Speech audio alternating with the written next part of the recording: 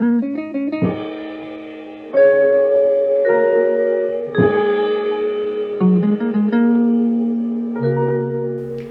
Candice Lin. I'm an artist who lives and works in Altadena. I have a research-based practice where I look at the history of materials in relationship to colonialism, slavery, and histories of migration. I'm also really interested in non-human histories of plants and insects and other materials and colonial goods. So you're drawing from a lot of different influences. What are your research processes like? Sometimes my projects start because I'm reading things that I get interested in researching, like the Pigs and Poison series I've been working on was from me learning about the 19th century indentured labor called coolie labor that I didn't know very much about, and so I wanted to learn about it, and my research process and making different artworks about it was part of that.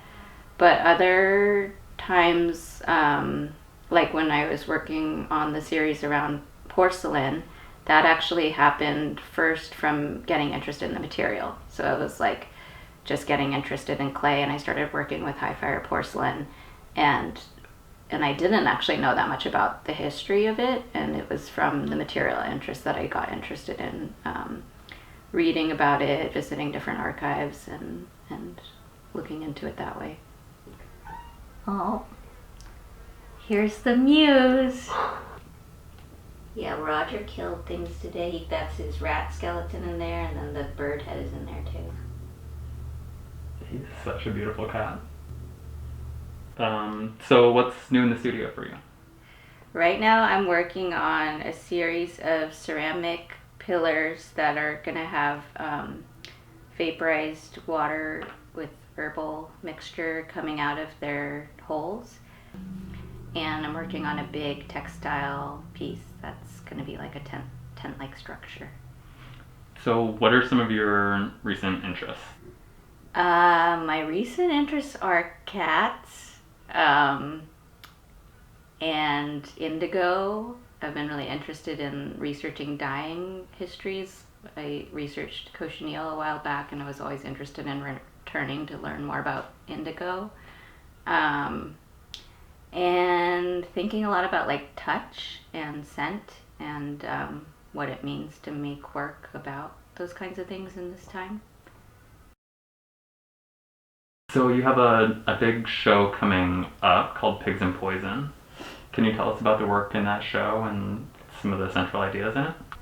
Well, a lot of my work looks at how material histories coincide with like the movements of people or plants or things that were traded between people and countries, to think about histories of colonialism or slavery or indentured labor.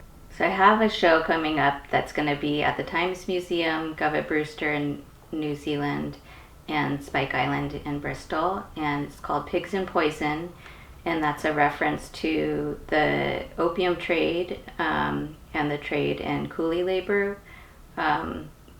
Coolies were indentured labor that were referred to pejoratively as pigs. So it was often, opium trade was often tied to that Chinese migration, so it was called the trade in pigs and poison. And the work in that show looks at these kind of histories and also the history of how that Chinese immigration during that time period was really shaped by and shaped our U.S. immigration policies to this day. I think one of the first widespread uses of illegal alien as a term was used in application to Chinese coolie laborers, and a lot of the border between the U.S. and Mexico was bulked up during that time to prevent Chinese migrants from coming into the country, not Mexicans. And there were actually some really interesting old images that I found in my research where they show you how to identify a Chinese person who's dressed like a Mexican to get into the country.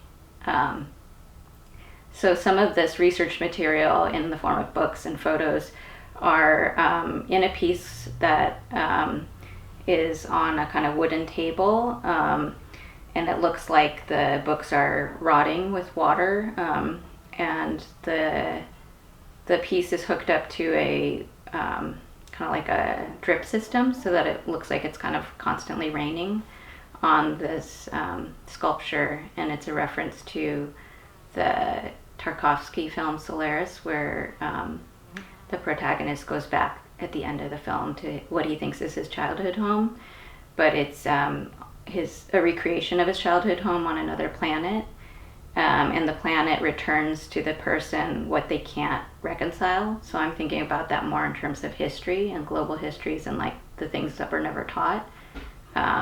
So the books on that table that are kind of decaying are a record of all those types of things.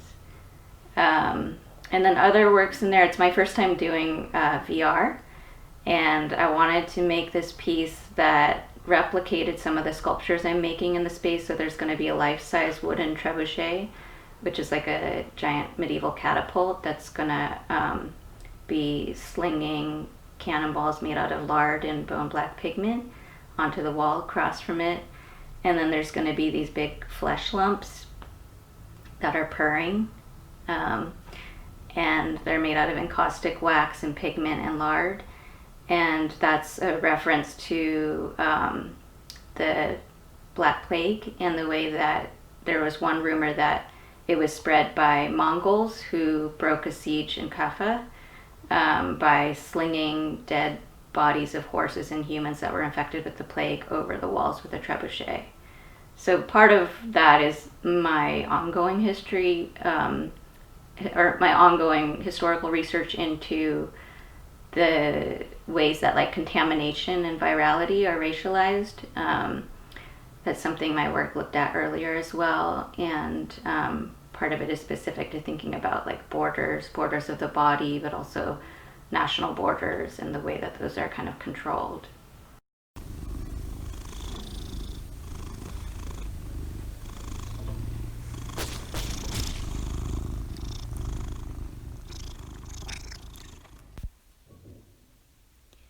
In the virtual reality version of the exhibition, the viewer who's wearing the VR headset that's inside of a plague doctor costume can see the exhibition sculptures, but activated so that the flesh lumps appear to be decaying and alive.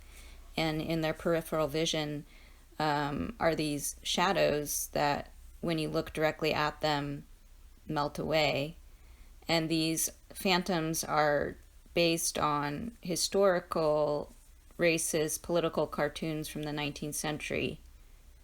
The source material, as well as photographs of plague and plague control that happened in the turn of the century in San Francisco and Honolulu, are also subject matter of some of the paintings that are part of the exhibition. What are you reading these days? What are you listening to? I've been listening to Marlon James's audiobook Black Leopard, Red Wolf, and I really like the way the guy reads it in this audiobook. But the new thing for me is that I've discovered TV since COVID pandemic started, and so my parents didn't let me watch any TV growing up or listen to music. They made me into a nun before my age.